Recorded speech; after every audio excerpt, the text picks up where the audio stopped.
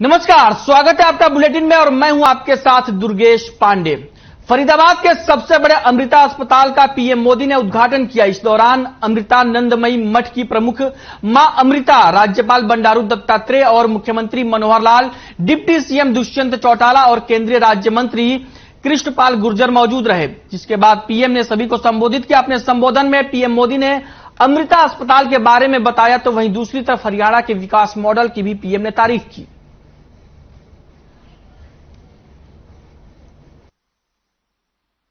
हरियाणा आज देश के उन अग्रणी राज्यों में है जहां घर घर पाइप से पानी की सुविधा से जुड़ चुका है। इसी तरह बेटी बचाओ बेटी पढ़ाओ में भी हरियाणा के लोगों ने बेहतरीन काम किया। फिटनेस और खेल ये विषय तो हरियाणा की रगों में है, उसके हरियाणा की मिट्टी में है, यहां के संस्कारों में है। और तभी तो यहां के युवा खेल के मैदान में तिरंगे की शान बढ़ा रहे हैं। इसी गति से हमें देश के दूसरे राज्यों में भी कम समय में बड़े परिणाम हासिल कर रहे हैं। हमारे सामाजिक संगठन इसमें बहुत बड़ा योगदान दे सकते हैं। साथ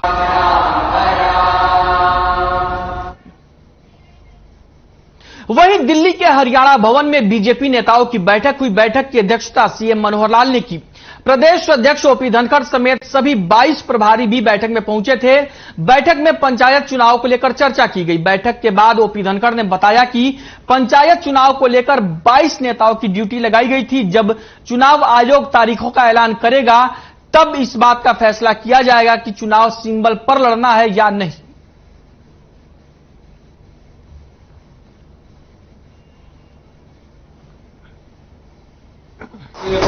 मुख्यमंत्री जी ने और मैंने स्वयं सभी 22 के 22, उसमें रणवीर गंगवा जी वो बाहर गए हुए थे तो उनकी जगह रविंद्र बलियाला जी को बीच में ड्यूटी दे दी थी। तो 22 के 22 जिलों की रिपोर्ट ली है और जो रिपोर्ट नीचे से आई है उसको सबने सामूहिक रूप से समझा है। उसके बाद भी पूरे हाउस में इस विषय को लेकर चर्चाएं हुई और एक मैं कहूंगा कि अच्छा फीडबैक जो है वो पार्टी के प्रदेश के नेताओं के पास हो गया है पंचायती राज चुनाव की दृष्टि से। इस विषय पर कि चुनाव सिंबल पर लड़ना या बिना सिंबल के लड़ना, ये विषय करने का अधिकार हमारी इलेक्शन कमेटी, एक वैधानिक बॉडी है, उसके पास होता है। इलेक्शन डिक्लेयर होने के 1-2 दिन बाद ही वो बैठती है। जो ही इलेक्शन डिक्लेयर होंगे हमारी इलेक्शन कमेटी बैठेगी, उस समय इस विषय पर निर्णय करेगी। वहीं राज्य की कई नगर पालिकाओं और नगर परिषदों के चुनाव हो चुके हैं, लेकिन कुरुक्षेत्र की थानेसर नगर परिषद चुनाव लटकाने को लेकर लगातार विरोधी दल आरोप लगा रहे हैं, जिसको लेकर पूर्व मंत्री अशोक अरोड़ा ने प्रेस कॉन्फ्रेंस कर स्थानीय विधायक पर जमकर निशाना साधा। उन्होंने कहा कि थानेसर नगर परिषद पहले ही भ्रष्टाचार का अड्डा बना हुआ है। वार्डबंदी को लेकर और नया मामला उजागर हुआ है। अशोक अरोड़ा ने कहा कि स्थानीय विधायक के इशारों पर गुपचुप तरीके से वार्डबंदी कर दी गई और शहर की करीब 1.25 लाख जनता को इसकी भनक तक नहीं लगी। यह हैरानी की बात है कि आम लोगों को वार्डबंदी की भनक तक नहीं लगी और ये तय समय में अपनी अनापत्तियां भी दर्ज नहीं करवा पाए। अशोक अरोड़ा ने कहा कि वो इस तरीके से हुई वार्डबंदी की कार्य में हेराफेरी के खिलाफ कोर्ट भी जाएंगे और हरियाणा सरकार के आला अधिकारियों से मिलकर कार्रवाई की मांग करेंगे।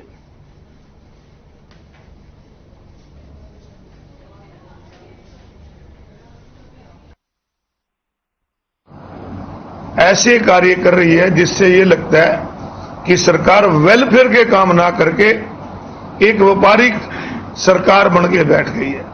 टैक्स कैसे लाने हैं ये तो लगा देते हैं, जबकि कोई भी सरकार होती है वो पब्लिक के लिए होती है, पब्लिक द्वारा चुनी गई होती है। और शिक्षा और चिकित्सा और लोगों की सुरक्षा, अच्छी शिक्षा मिले, अच्छी चिकित्सा मिले, अच्छी सुरक्षा मिले। खबर झज्जर से है, जहां भारतीय कुश्ती संघ के राष्ट्रीय अध्यक्ष ब्रजभूषण शरण ने बहादुरगढ़ में हरियाणा कुश्ती संघ के महासचिव राकेश कोच के निवास स्थान पर पत्रकारों से बातचीत की और कहा कि हरियाणा और कुश्ती एक दूसरे के पर्याय हैं। हरियाणा के पहलवानों ने देश का मान बढ़ाया है। ब्रजभूषण शरण ने पहलवानों को सफलता का श्रेय ज्यादा उनके माता पिता को दिया, क्योंकि माता पिता ही कुश्ती लड़ने वाले पहलवान तैयार करने में सबसे ज्यादा सहयोग देते हैं। हाल ही में सांसद ब्रजभूषण शरण की तारीफ प्रधानमंत्री नरेंद्र मोदी ने भी ट्वीट के जरिए की है। प्रधानमंत्री नरेंद्र मोदी ने ट्वीट के जरिए कहा कि कुश्ती का भविष्य अब सही हाथों में है। प्रधानमंत्री ने इस ट्वीट पर ब्रजभूषण शरण ने कहा कि प्रधानमंत्री की तारीफ से उनका हौसला बढ़ा है।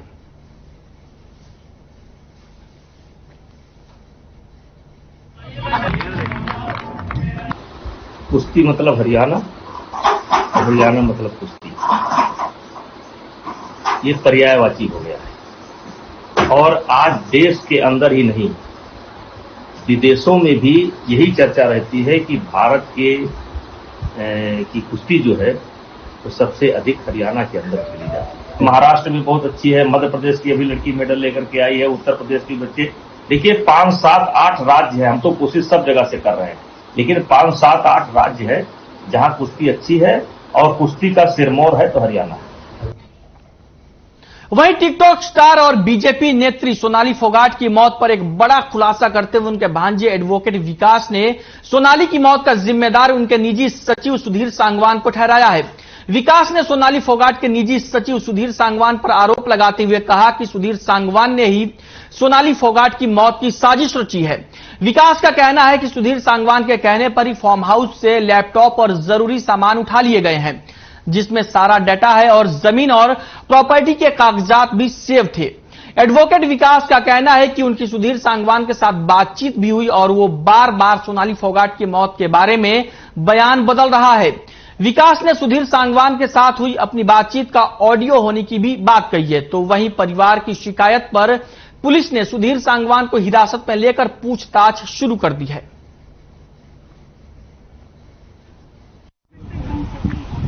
मैं पूरा प्रकरण के उसमें बोलना चाहता हूं कि ये प्री प्लान किया हुआ है। ये मतलब कोई हार्ट अटैक नहीं है, ये मर्डर किया है प्री प्लान से। एक आज अखबारों में छपा है कि यशोधरा उनके साथ थी, उसके बारे में क्या है? जी ये बिल्कुल फेक न्यूज है। यशोधरा यही है, बल्कि उसको हम ही लेके आए हैं स्कूल से, वो भी यही है। यशोधरा उनके साथ नहीं थी।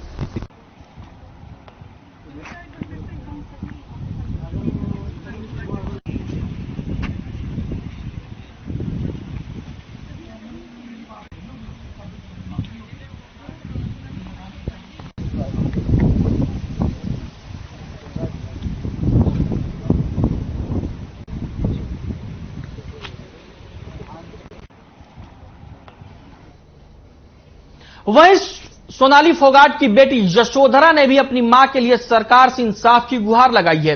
यशोधरा ने कहा कि मेरी मां को इंसाफ मिलना चाहिए, मामले की सही जांच होनी चाहिए और जो भी दोषी है उसे सजा मिलनी चाहिए।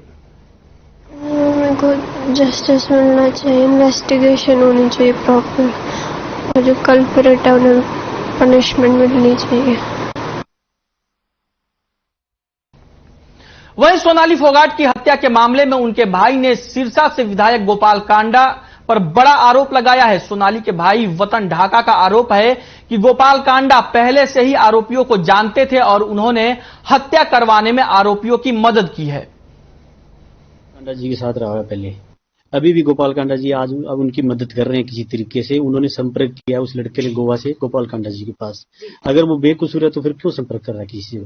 सर आप इस बात की पुष्टि कैसे करेंगे, कैसे आपको कैसे पता चला? मेरे को पता चला, जब भी बता रहा हूँ आपको। वही खबर हिसार से है, जहां सोनाली फोगाट के फेसबुक पेज पर जारी किए गए वीडियो में सोनाली फोगाट के भाई और परिजनों ने गोवा पुलिस पर सहयोग न करने का आरोप लगाया है। वहीं सोनाली फोगाट के भाई ने कहा कि आरोपी थाने में बैठकर अपने फोन का प्रयोग कर रहे हैं और अपराधियों ने ही सोनाली फोगाट के फार्म हाउस से उनका मोबाइल फोन, लैपटॉप, कंप्यूटर के हार्ड डिस्क और सीसीटीवी कैमरे की डीवीआर तक गायब करवा दिए।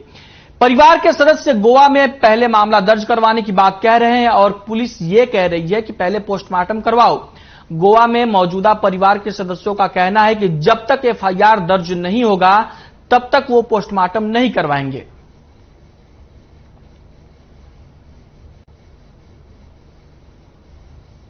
गोवा प्रशासन, पुलिस प्रशासन बिल्कुल सोया हुआ है और अपराधियों के साथ मिला हुआ है। हम यहाँ बारिश में बाहर भीग रहे हैं और अपराधी अंदर आराम से मजे से बैठे हैं, उनको कुछ नहीं कहा जा रहा है। वो अपना फोन लिए बैठे हैं, सब फोन यूज कर रहे हैं और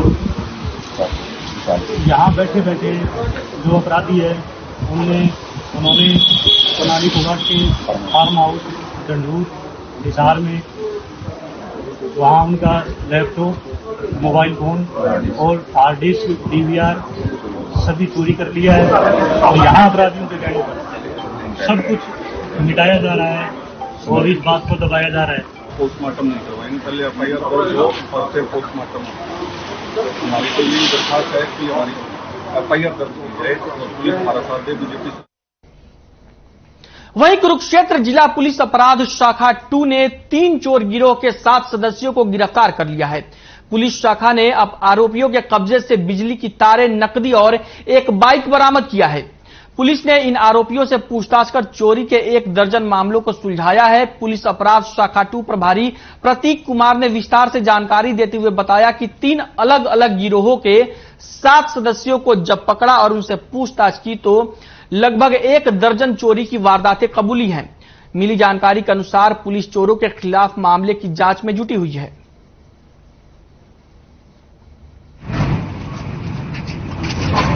और इस्माइलाबाद क्षेत्र में चोरी करने वाले 3 गैंग को काबू किया है, जिसमें हमने कुल 7 चोरों को गिरफ्तार किया है। और ये ज्यादातर खेतों से, जो किसानों के खेत हैं उनके खेतों से वायर चोरी करते थे और बिजली विभाग की जो लाइनें बंद पड़ी थी उन लाइनों को सिल्वर की तारें ये काटते थे और घरों में भी ये चोरी करते थे। तो हमारी टीम ने कुल 7 चोरों को गिरफ्तार किया है, जिनके कब्जे से खेतों की वायर, जो किसानों के खेतों की वायर उतारते थे, उसको बरामद किया है।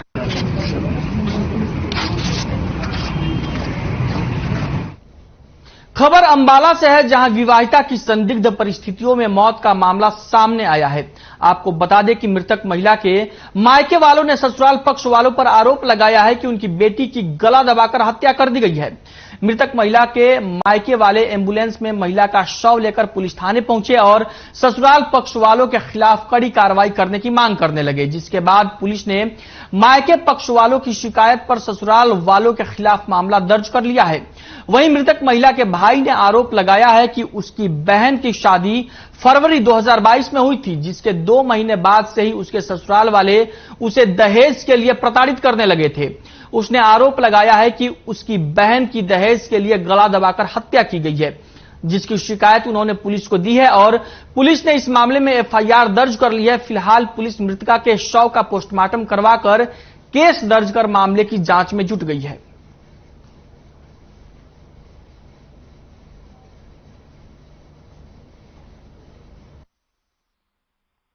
उसको मार दिया गया है ससुराल वालों की तरफ से। गला काट के। क्या नाम था? सिस्टर का नाम किरणा देवी है।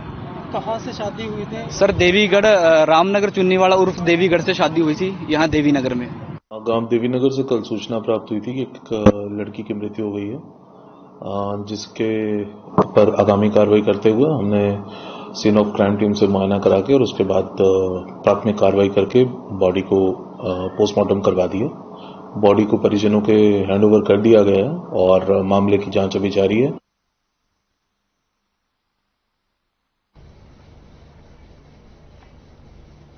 वहीं पलवल में नौकरी के नाम पर ठगी करने का मामला सामने आया है, जहां विजय कुमार ने शहर थाना पुलिस में शिकायत दर्ज करवाते समय बताया कि उनके बेटे को रेलवे में टिकट चेकर की नौकरी दिलवाने के नाम पर कुछ लोगों ने उनसे 19,70,000 रुपए की ठगी की है। पीड़ित ने बताया कि इसमें से 8 लाख की राशि उसने नकद दी है, जबकि 11,70,000 की राशि विभिन्न खातों में आरोपियों ने डलवाई है। दरअसल आरोपी पीड़ित को पिछले 2 साल से झांसे में रखते हुए रकम ऐंठने में लगे हुए थे। पीड़ित ने अपनी शिकायत में यह भी बताया कि अपने आप को रेलवे में बड़े पद पर बताने वाले अनूप शर्मा ने भी उनके साथ शामिल है और वो ठगी के इस मामले में शहर थाना प्रभारी अनूप सिंह से जानकारी ली गई तो उन्होंने ये भी बताया कि इस मामले में जांच की जा रही है।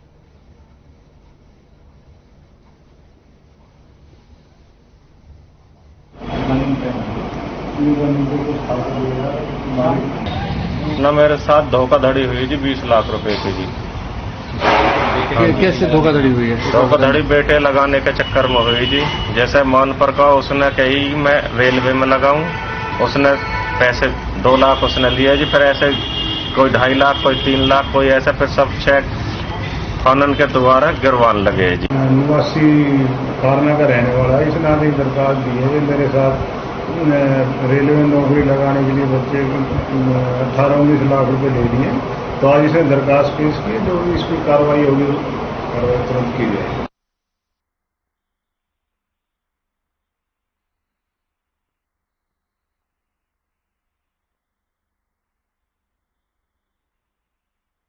पलवल में रेलवे में नौकरी दिलवाने के नाम पर ठगी का मामला सामने आया है, जिसको लेकर पीड़ित ने पुलिस में शिकायत दर्ज करवाई है और कहा कि 19,70,000 रुपए की ठगी की गई है, जिसको लेकर पुलिस मामले की जांच में जुटी हुई है।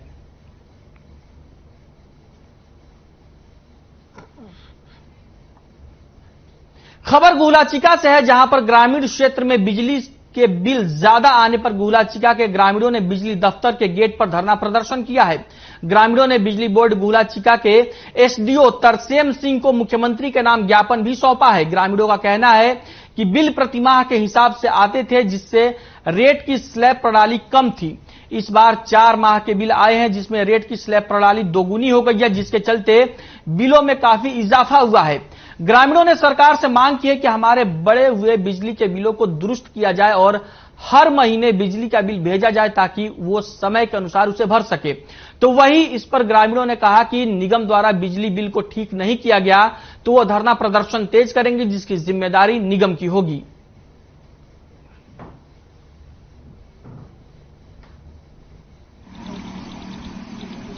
साहब सिंह नाम का व्यक्ति है जो सीएचसी रन करता है और शादीपुर का रहने वाला है और रोहता खेड़ा में उसका सीएचसी सेंटर है। तो वो शाम को रात को अपनी दुकान बंद करके यहाँ से जा रहा था और इस स्थान पर जो सामने आपको दिखाई दे रहे हैं व्यक्ति खड़े हुए, तो खबर इंद्री से है, जहां लंपी बीमारी से ग्रसित अब तक 900 से ज्यादा पशु हो चुके हैं, जिनको लेकर पशुपालन विभाग पूरी तरीके से सजग है। पशुपालन विभाग ने इससे पहले 1800 के लगभग टीकाकरण कर दिया है, जिसमें विभिन्न गौशाला और नंदीशाला मौजूद हैं। वहीं पर इन सभी गौशाला नंदीशाला में इस समय फॉगिंग भी करवाई जा रही है, ताकि यह वायरस और अधिक ना फैले। इस बारे में पशुपालन विभाग और उपमंडल के अधिकारी डॉक्टर नरेंद्र सिंह ने बताया कि इस वायरस की वजह से अब तक लगभग 900 पशु ग्रसित हो चुके हैं। साथ ही उन्होंने सभी पशुपालकों से अपील की है कि वो बीमार पशु को अलग रखें और पशुओं पर फिटकरी और नीम के घोल से सभी पशुओं पर स्प्रे करें। साथ ही उन्होंने पशुओं को मक्खी मच्छर से बचाने के लिए भी पुख्ता इंतजाम करने की सलाह दी है, क्योंकि यह वायरस ज्यादातर मक्खी और मच्छरों से ही फैल रहा है।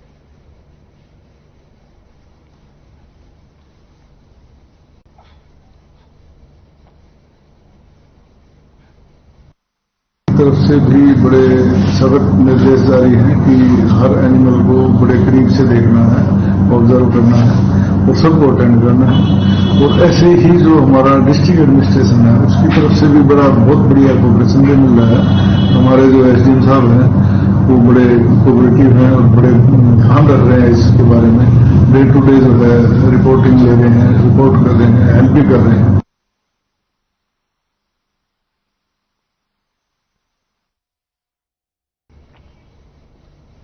वहीं खबर भिवानी से है, जहां मवेशियों में होने वाली लंपी स्किन रोग को लेकर हरियाणा प्रदेश के विभिन्न जिलों में विशेष टीकाकरण और जागरूकता अभियान चलाया जा रहा है। यह अभियान राजस्थान के साथ लगते भिवानी जैसे जिलों में विशेष तौर पर चलाया जा रहा है। इस अभियान के तहत पशुपालन विभाग की टीमें गांव-गांव और गौशालाओं में जाकर व्यापक स्तर पर न केवल टीकाकरण कर रही हैं, बल्कि पशुपालकों और गौ सेवकों को लंपी बीमारी से निपटने के लिए प्राथमिक उपचार और रोकथाम की जानकारी भी दे रही हैं।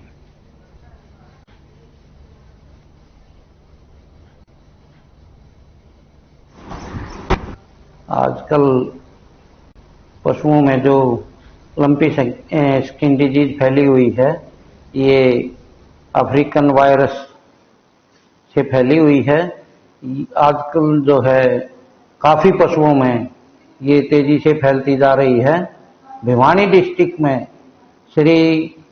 हमारे मुख्यमंत्री जी श्री मनोहर लाल जी के निर्देश अनुसार एवं हमारे उपायुक्त महोदय के मार्गदर्शन में एवं निर्देश अनुसार हमने 15 दिन पहले ही 40 टीमों का गठन कर दिया गया था इस बीमारी की रोकथाम के लिए। ऐसा है, लोगों को जागरूक करने के लिए हमारी टीमें रोज गांव में दौरा कर रही है, स्कूलों में जा रही है, सभी को जागरूक किया जा रहा है। जो जागरूक करने के जितने भी मेथड हैं, पंपलेट है या फिर जैसे चौपाल पे बैठ के लोगों को इकट्ठा करके वहां पे जागरूक करना, इस जो LSD बीमारी के प्रति जो जागरूकता अभियान है वो शुरू से ही छेड़ा जा चुका है। और कल भी हमारी टीम गई थी काड़वास और पालुवास में, वहां लोगों को जागरूक करके आई।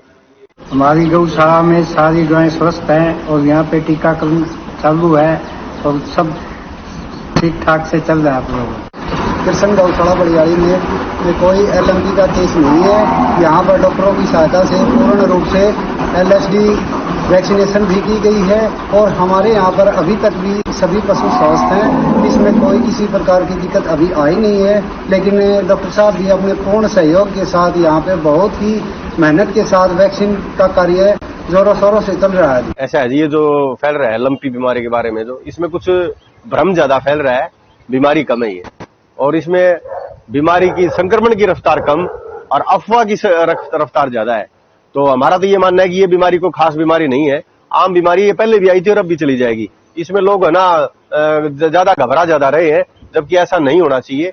कोई भी गाय में धैर्य पूर्वक इलाज करें, आराम से इलाज हो सकता है। और रही बात ये बीमारी फैलने वाली बीमारी है, हमारे पास सबूत है, हमारे पास और भी गाय है जो संक्रमित गाय है, वो हमने अलग रख रखी है। और आगे जो प्रशासन की गाइडलाइन के उस हिसाब से। मैं गौशाला में रहता हूँ, तो हमारे पास ऐसे केस भी आते हैं, हम उनको भी देखते हैं और अपनी गाय के बीच में रहती है इनको भी देखभाल करते हैं, मगर ऐसा कोई लक्षण नहीं लगता कि एक दूसरी गाय से बीमारी फैलती हो।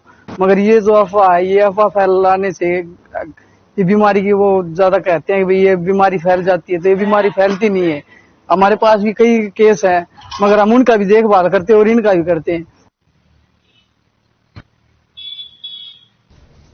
वहीं फतेहाबाद के भट्टू रोड स्थित 132 केवी आवासीय कॉलोनी और महिला कॉलेज के समीप खोले गए अवैध शराब ठेके को हटाने को लेकर चल रहा महिलाओं का अनिश्चितकालीन धरना 15वें दिन में प्रवेश कर गया है। यहां अवैध शराब के ठेके को हटाने के लिए महिलाओं ने थाली बजाकर सरकार को जगाने का प्रयास किया है।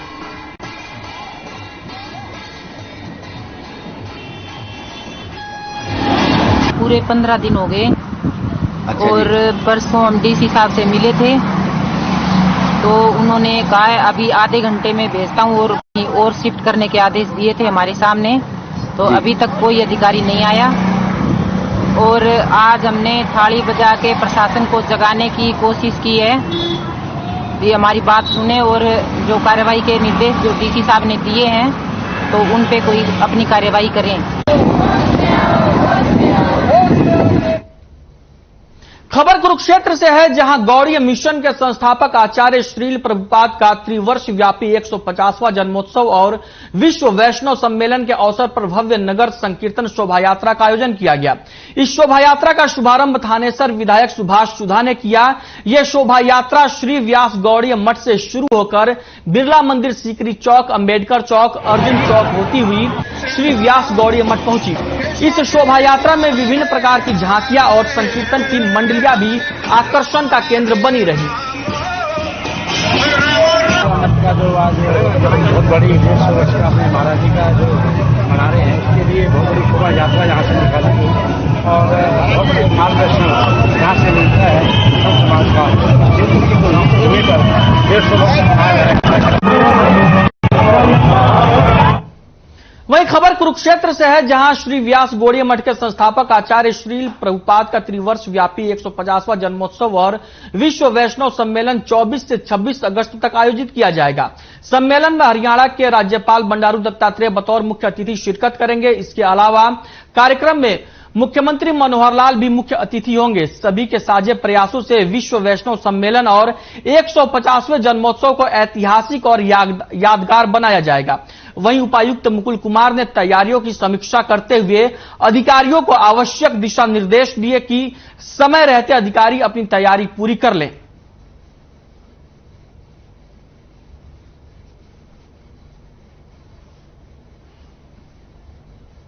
मिशन का जो प्रतिष्ठाता है, मूल प्रतिष्ठाता, उनका 150 साल जन्मोत्सव हम लोग मना और इसमें आज नगर से कीर्तन होगा और कल जो है महामहिम राज्यपाल जी आएंगे। इस 3 दिन व्यापी उत्सव का उद्घाटन करेंगे और परसों जो है हमारे शहर की जनता से रिक्वेस्ट करूंगा इतना अच्छा कार्यक्रम संत समाज पूरे देश के यहाँ पे आए बड़े महाराज जी बैठे हैं, उनके मार्गदर्शन में यहाँ ये कार्यक्रम का आयोजन हो रहा है। और मैं तो जनता से बोलूँगा जितना भी सहयोग है संतों का सहयोग, आपका विधायक जी आपका भी सहयोग है। देखिए परमात्मा ने इंसान को दिया है समाज की सेवा करना और संतों का आशीर्वाद लेना, ये बहुत बड़ा कर्म होता है। देखिए मैं किस प्रकार से मेडिकल में देखा भी पीछे मेरी बहन में भी एक संत समाज के आशीर्वाद के कारण आज मैं बैठा हूँ, ये बहुत बड़ा आशीर्वाद होता है।